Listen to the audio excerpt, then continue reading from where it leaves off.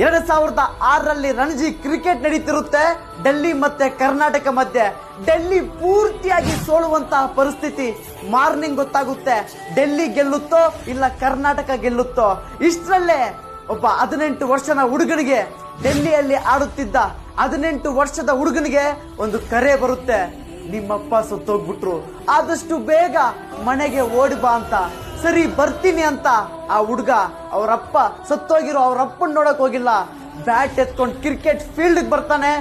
ಸೋಲಬೇಕಾದ Delhi team ನ ಗೆಲ್ಲಿಸಿ ಕಣ್ಣಲ್ಲಿ ಕಣ್ಣೀರಾಗ್ತಾ ಬ್ಯಾಟ್ ಅನ್ನು ಮೇಲಕ್ಕೆತ್ತಿ ಹೇಳ್ತಾನೆ, ಅಪ್ಪ ಈ ಗೆಲುವು ನಂದಲ್ಲ ನಿಂದು ಅಂತ. ಆ ಹುಡುಗ ಯಾರು ಗೊತ್ತಾ? ಸುಮ್ನೆ ಕರೀತಾರ GOAT ಗೋಟ್ ಅಂತ. ಆ ಹುಡುಗನ ಹೆಸರು ವಿರಾಟ್ ಕೊಹ್ಲಿ ಅಂತ.